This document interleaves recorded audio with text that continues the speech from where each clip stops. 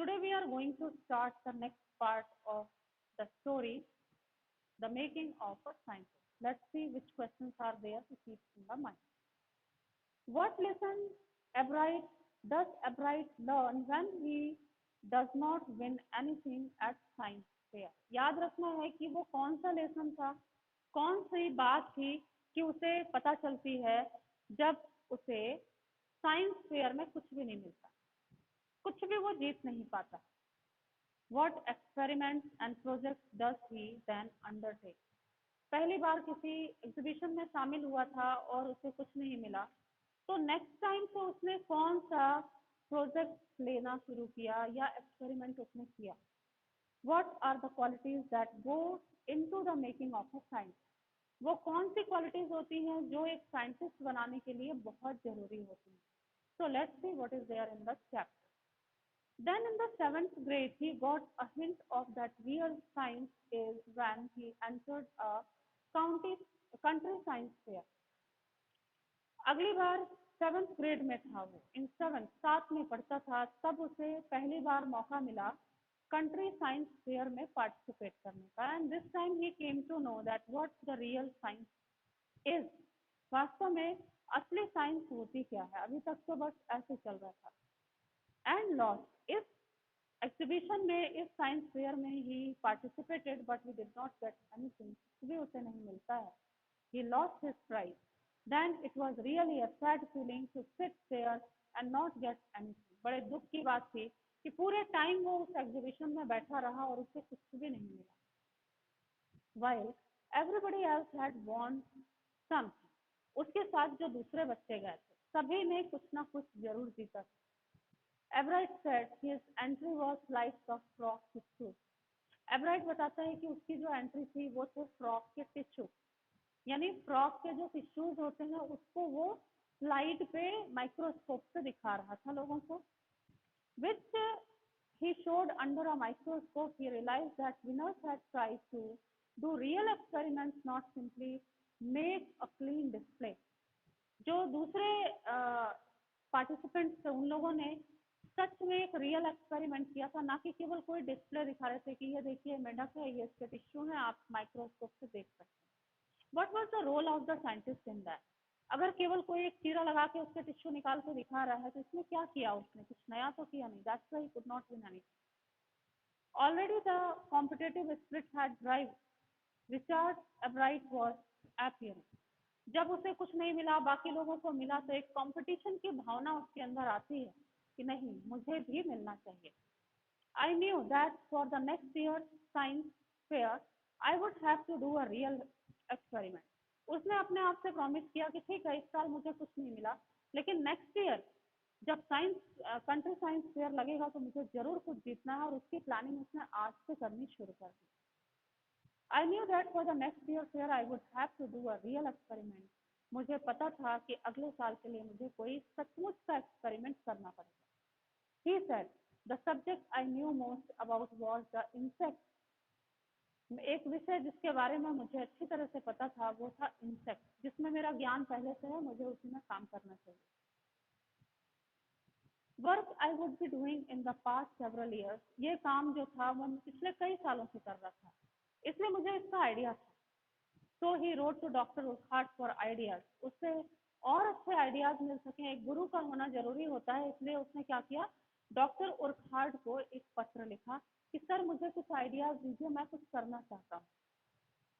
A stack of suggestions for experiment. उधर से ढेर सारे सजेशंस आए एक्सपेरिमेंट के लिए, आप ये कर सकते हैं, ये कर सकते हैं, ये कर सकते हैं. Those kept Ebright busy all through high school. अपने हाई स्कूल के टाइम पे एब्राइट बहुत बिजी था, क्योंकि वो उन सजेशंस पे काम कर रहा था, किसी एक दो प्रोजेक्ट को लेके काम कर रहा था. And led to the prize projects in country and international science fair. ना केवल कंट्री साइंस फेयर में बल्कि इंटरनेशनल साइंस फेयर भी लगा था, वहां पे भी उसे प्राइज मिलता है, यानी अब उसने सही ट्रैक ले लिया था. For his eighth grade project, 8वीं का जो उसका प्रोजेक्ट है, 7वीं में कुछ नहीं मिला था, अब बात करते हैं 8वीं का. एर्थ क्लास में Ebright tries to find the cause of the viral disease that kills nearly all monarch caterpillars even every few years. जिस समय वो बेसमेंट में कैटरपिलर्स यानी मोनार्क की नर्सरी लगाए हुए थे, तो उसने एक चीज नोटिस की थी कि जो उसके कैटरपिलर्स थे वो काफी संख्या में मर जाते थे।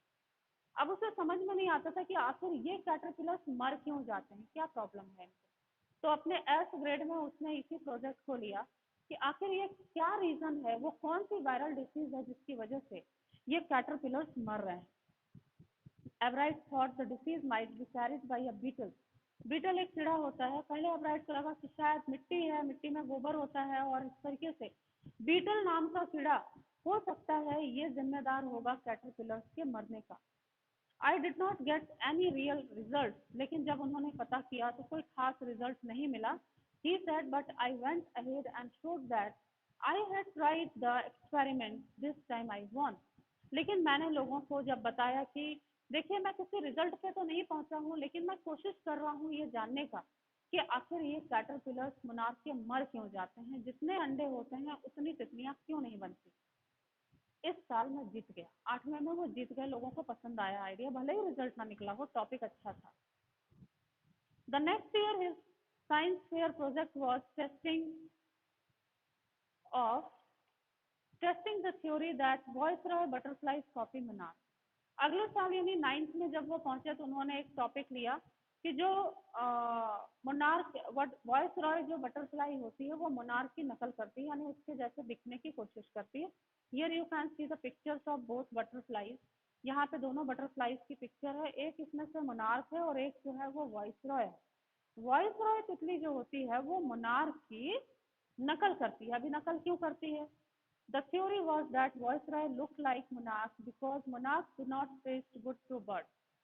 जो वॉइसरॉय तितली होती है वो अपने कलर को चेंज कर लेती है, अपने पंखों के डिजाइन को चेंज कर लेती है, इनमें ये एबिलिटी होती है। ऐसा क्यों करती है? क्योंकि मोनार्क जो होता है उसका स्वाद तितलियों को अच्छा नहीं लगता है और वॉइसरॉय का जो स्वाद होता है वो चिड़ियों को अच्छा लगता है।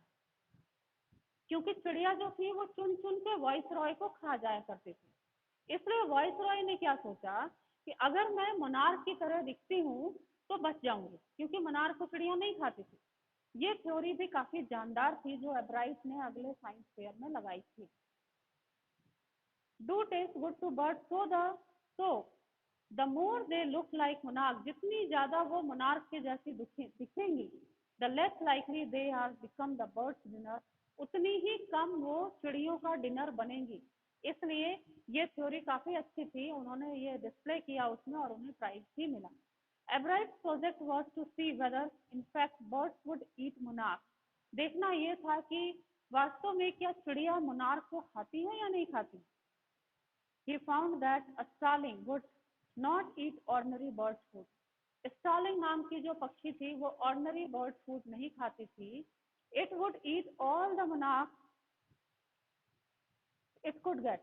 ये बाकी पक्षी नहीं खाते थे, लेकिन एक स्टार्लिंग नाम की चिड़िया थी जो मोनार्क को ही खाती थी, वो दूसरे पक्षी नहीं खाती थी। बाकी चिड़िया जो थी वो वॉइसरॉय और दूसरे कीटों को खाती थी।